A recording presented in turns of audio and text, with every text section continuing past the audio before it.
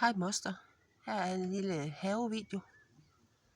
Så kan du se, hvordan det er ved at blive sommer herude.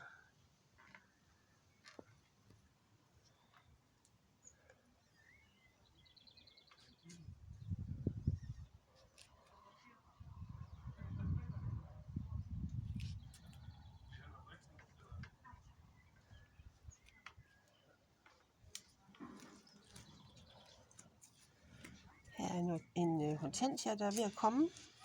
En, der stød her, da jeg kom. Og jeg vander den faktisk hver dag, fordi det er simpelthen så tørt det hele. Her er der en anden rigtig lækker ting. Og det var en, jeg fik af Lise sidste weekend, da vi spiste is herude på terrassen. Ja, så er det jo godt vejr til at tørre tøj i også.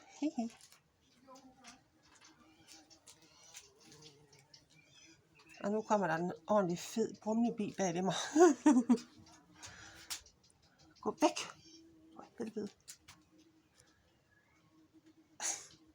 Det var lige en videohilsen her fra terrassen. Hej hej!